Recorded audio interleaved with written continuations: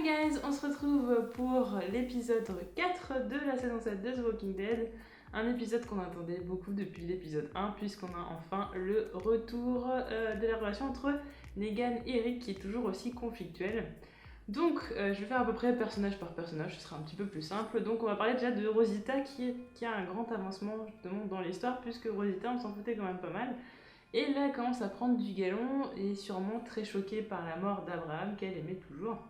Donc Rosita qui veut partir avec Spencer pour aller chercher des choses dans la forêt, enfin un peu plus loin, soi-disant pour le retour de Negan, et qui va une fois là-bas, une fois que Dwight lui aura donné comme mission d'aller chercher la moto, va récupérer un flingue. Vu que Dwight a décidé de récupérer les armes, elle se doute bien qu'ils vont récupérer les armes de tout le monde.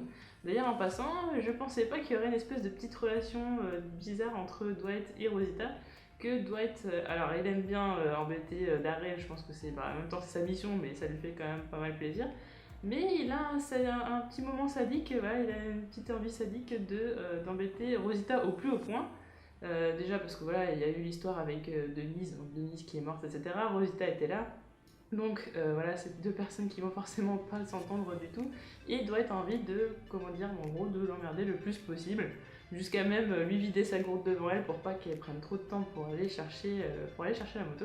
Donc Rosita, elle qui va essayer de récupérer une arme sur les rôdeurs, à un moment donné on se demande si elle est pas en train de faire une espèce de mission un peu suicide parce qu'elle est au bout de sa vie, et en fait non, elle va récupérer donc une arme vide qui n'est pas chargée.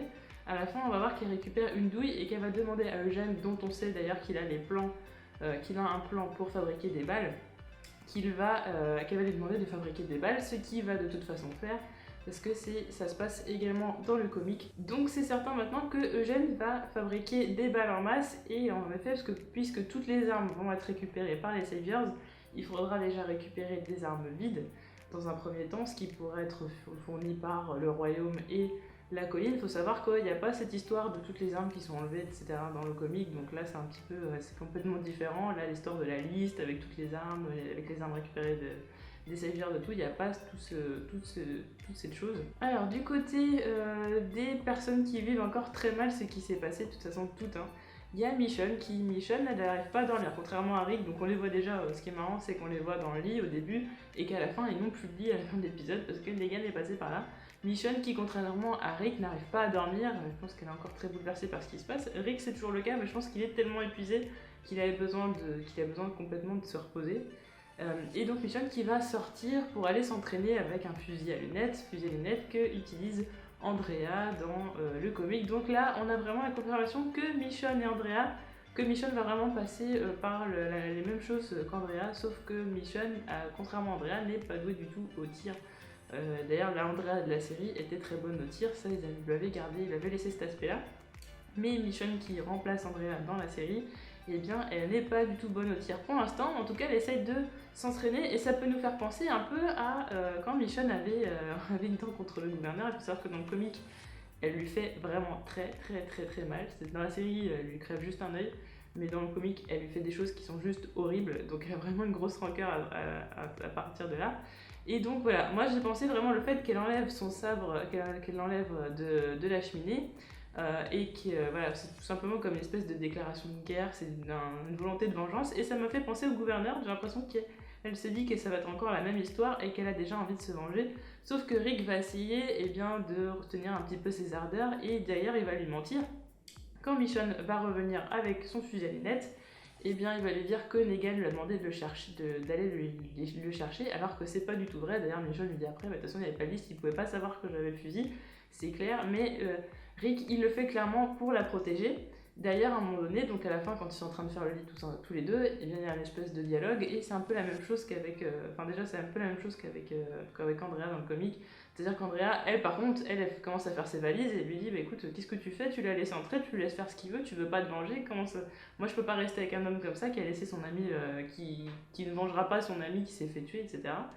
Là c'est pareil, la Michonne elle comprend pas en fait pourquoi on va donner nos armes alors que clairement ils nous ont déjà détruits. Là en plus on va leur donner des raisons de pas pouvoir nous défendre. Au final, par amour pour Rick, elle va lui faire confiance, sachant que de toute façon Rick prépare quelque chose derrière. Pour l'instant il fait croire à tout le monde qu'il n'a pas d'idée derrière la tête, mais encore une fois c'est faux. Dans cet épisode, c'est également l'occasion de voir ce qu'est devenu Daryl. Daryl qui a l'air d'avoir subi des tortures peut-être pires que ce qu'on entendait avant avec la fameuse chanson qui me reste absolument tout le temps dans la tête. Eh bien, Daryl, il a l'air d'être un tout petit peu plus sous le joug de Negan. Avant, il n'était pas toujours rebelle et tout ça, mais on le voit trembler, on le voit hésitant. Même quand Rick demande à Negan si Daryl peut rester, maintenant qu'il a compris les règles, qu'il fait tout comme Negan le veut, Negan dans un premier temps lui dit non pour l'embêter, ensuite il dit écoute, on va demander à Daryl, sachant pertinemment que Daryl ne va pas plaider sa cause, sachant les tortures qu'on lui fait, à mon avis, il se doute du retour de bâton.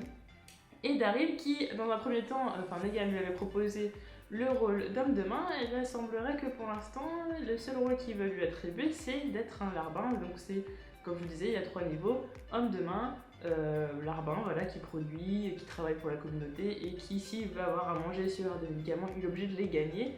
Et ensuite, il y a rôdeur, donc là on est déjà descendu d'un échelon, maintenant il est larbin, le dernier échelon, s'il ne veut pas se soumettre, et bien c'est la mort. Donc Daryl qui a intérêt à faire attention.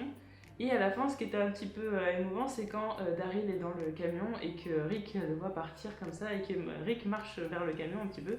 Donc on le voit marcher comme ça vers le camion. Et là, pour moi, ça me faisait un peu penser à, de toute façon, sans parler, parce que de toute façon Daryl ne peut pas parler, ça m'a fait penser un petit peu à comme si Rick lui disait de toute façon ne t'inquiète pas, je vais venir te chercher. Et quelque part, je pense que ça peut rassurer Daryl. Peut-être que Daryl va peut-être décider d'essayer tout simplement de survivre en faisant croire à Negan que tout va bien et qu'au final il a compris la leçon, parce que de toute façon si Rick fait semblant, eh bien peut-être que Daryl aura intérêt à le faire s'il veut retrouver la communauté d'Alexandria au plus vite. D'ailleurs à noter que la mission de Dwight est toujours et encore de casser Daryl. D'ailleurs il récupère sa moto, encore une fois, comme si ça allait lui faire quelque chose. Bon, sa moto de toute façon c'est très bien qu'il va un jour la récupérer, ainsi que son arbalète, mais Dwight qui encore une fois il dit de toute façon si tu veux récupérer, tu peux, tout simplement, mais il va falloir dire le mot magique, et le mot magique, c'est je suis Negan, de toute façon. Donc, tant qu'il n'est pas soumis, il ne récupère pas ses affaires, et Dwight prend un malin plaisir à lui les piquer. Ce qui est assez marrant, c'est que quand Negan frappe au portail pour qu'on les laisse entrer, donc il dit Little pig, let me in. Donc ça fait penser évidemment aux 3 petits cochons, et un peu comme un espèce de loup qui essaierait de rentrer dans la bergerie. Donc en faisant comprendre que c'est pas quelqu'un quand même de très gentil, que c'est comme en faire rentrer le danger à l'intérieur, mais qu'en même temps, Rick n'a pas le choix de le faire rentrer. On voit donc Spencer qui hésite à le faire rentrer, dit t'es qui toi? Ce qui est assez étonnant, sachant que bon, on lui a évidemment raconté ce qui s'était passé, mais ça c'est également dans le comic. Il faut savoir que c'est un épisode où beaucoup de choses se passent, exactement comme dans le comic, voire certains personnages sont déplacés, de situations sont un petit peu déplacées. Donc on a Negan qui dit waouh, c'est un truc, c'est génial votre communauté, etc. D'ailleurs on a un petit effet qui était assez étonnant, un petit effet de recul de caméra qui fait très comique, genre un peu, je sais pas si vous connaissez 30 Rock, un truc comme ça, et c'était assez étonnant, j'ai pas compris un effet comique comme ça de caméra alors qu'on est dans The Walking Dead, j'ai pas trop compris. Donc Negan qui joue beaucoup avec les nerfs de Rick, quand Rick lui dit qu'ils ont mis de côté des vivres, etc. Donc pour son arrivée, histoire que tout soit fait et qu'ils n'aillent pas trop fouiller n'importe où. Et bien Negan change les règles. Alors oui, il veut la moitié, mais au final, ce qu'il va chercher, c'est autre chose. Donc il joue vraiment avec les nerfs de Rick, parce qu'au final, l'arrangement qui était fait, eh bien, il peut le rompre et faire ce qu'il veut à volonté.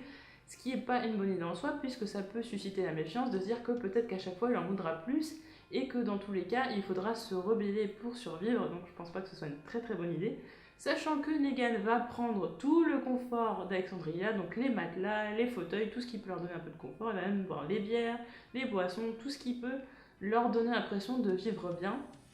Et d'ailleurs que les Saviors, qui sont les larbins, eux n'ont pas le droit à ce genre de traitement de faveur, donc pourquoi Alexandria devrait vivre dans la félicité, très bien, voilà, dans le confort, avec des fauteuils et des matelas, alors que les Saviors, eux, n'y ont pas le droit s'ils ne sont pas hommes de main. Ce qui est étonnant, c'est que Rick et Gabriel ont décidé de faire croire que Maggie était morte à Negan, ce qui sûrement l'a sauvée d'un mauvais destin, c'est-à-dire que Negan en fait aime les veuves, c'est-à-dire que sûrement dans son harem il a plein de veuves, parce qu'apparemment il a l'air de les apprécier particulièrement, et du coup Maggie aurait fait partie de ce harem, il lui aurait proposé, peut-être même forcé, mais soi-disant voilà, il veut que les femmes soient volontaires, il ne veut pas les forcer, mais en tout cas il a des vues sur elle, ce qui énerve énormément Rick. Et ce qui est intéressant, c'est que c'est Gabriel qui a eu l'idée de creuser une fausse tombe pour faire croire que Maggie était morte, ce qui va laisser la possibilité à Maggie de se venger à la colline à sa guise en espérant que Grégory n'aille pas dévoiler le fait qu'elle soit là pour la livrer en pâture à Negan afin qu'il la laisse tranquille. Ce qui est une marque de fabrique des Saviors, c'est que tout le temps ils mettent la pression aux personnes qui vont racketter.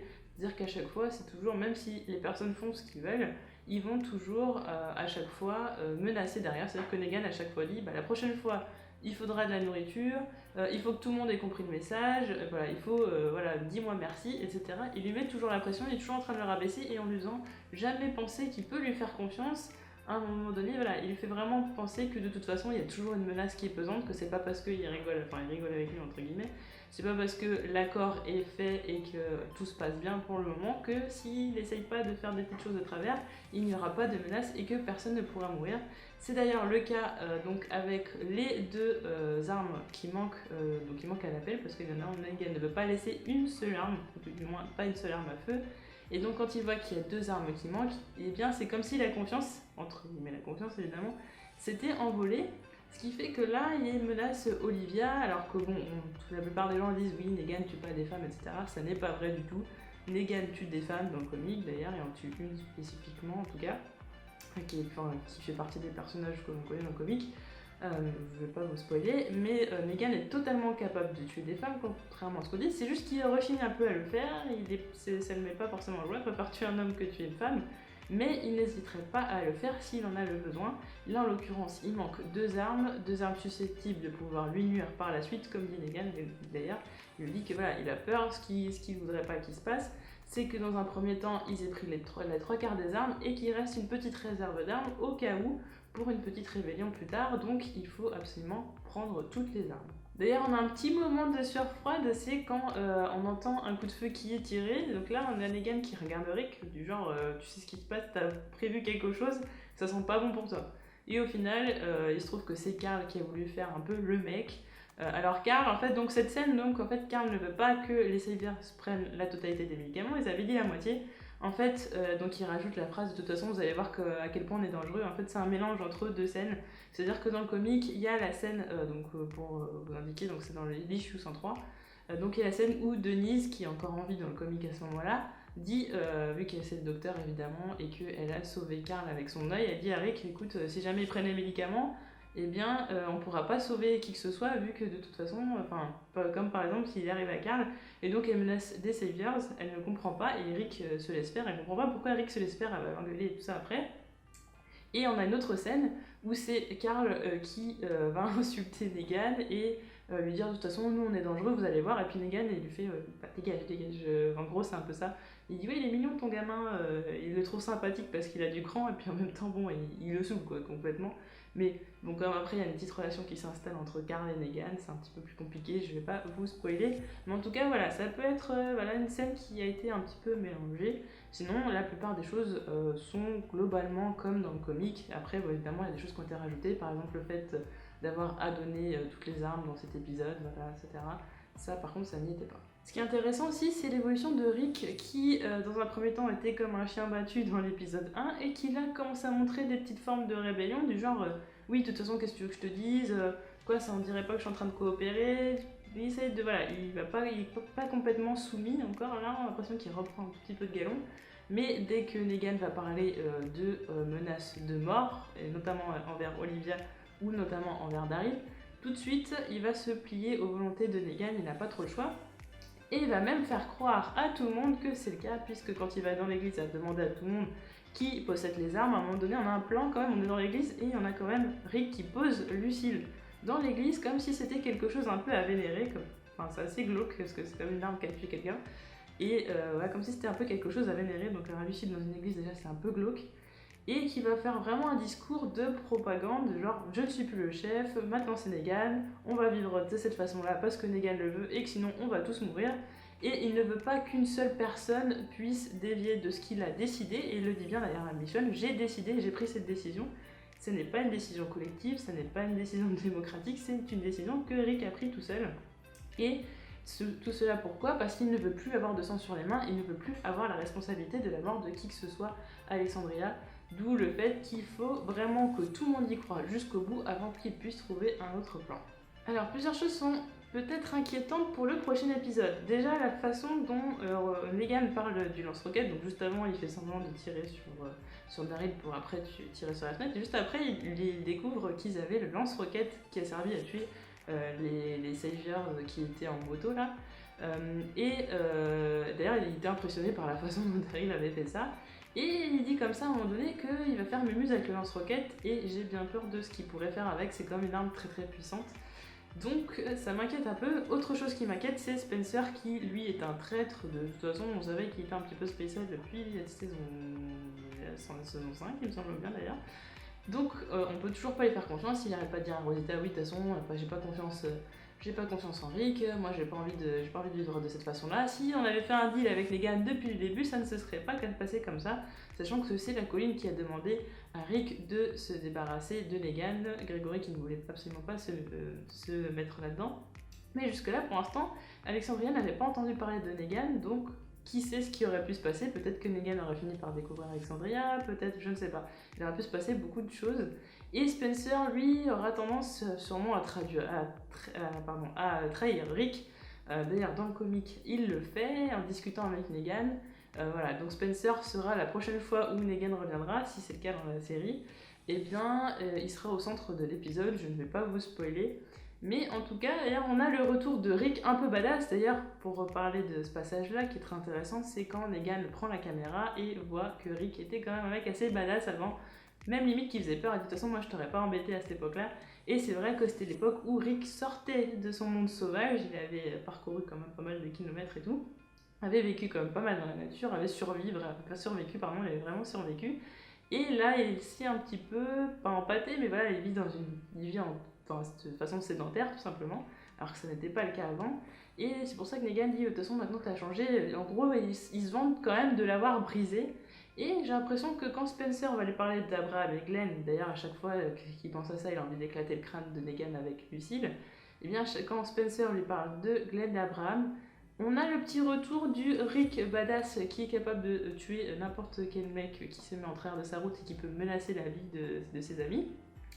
Et ce qui m'a fait beaucoup penser à Negan, c'est quand il lui dit « dis oui », parce qu'il dit en gros, de toute façon, si tu me reparles encore d'eux, je te casse la figure, je te brise le crâne, enfin, je te brise la mâchoire, etc. Je te pète le nez, enfin, voilà. Mais très calmement. Et si t'as compris, tu dis oui. Et ça fait vraiment penser à Negan qui dit dis merci, ou dis ceci, ou dis cela, quand il dit à Rick. Quand il dit oui, tu devrais me dire merci, dis-moi merci. Et ça me fait beaucoup penser à ça. J'ai l'impression que Rick, des fois, il a tendance à prendre quelques petites portions de Negan. Ou peut-être que Rick et Negan, dans certaines mesures, eh bien, seraient pas très différents. Disons que Rick, dans ses plus mauvais jours, il faut quand même se souvenir que dans la série, il a quand même... dans tous les cas, il avait quand même mordu un homme... dans la série, il avait mordu un homme au cou quand même, et il lui avait déchiré la carotide. Donc Rick est quand même pas capable de faire des choses très dangereuses, et c'est en cela où on peut se dire que de toute façon il va reprendre du galon, et que Negan et lui, eh bien, il y a des petites choses quand même assez similaires. Donc dans le prochain épisode, je pense qu'on saura enfin ce qui est arrivé à Maggie, est-ce qu'elle a perdu le bébé ou non, et Sacha, quel sera son rôle là-dedans, sachant que pour l'instant, Sacha, c'était pas un personnage qui était très très important, si ce n'est qu'elle vivait vraiment à travers Abraham, à travers Bob, à travers Tyrese, qu'elle servait pas trop à grand chose. Donc là, on va voir si vraiment il va y avoir un combat de deux femmes veuves qui vont essayer de se venger, ou est-ce que Sacha ne va faire qu'appuyer Maggie, ou juste être là comme ça, je ne sais pas. En tout cas, j'ai hâte de voir ce que Maggie va faire et ce qui va se passer surtout avec Gregory. N'hésitez pas à me dire ce que vous avez pensé de cet épisode en commentaire, et de toute façon, on se retrouve très vite pour de nouvelles vidéos. Salut!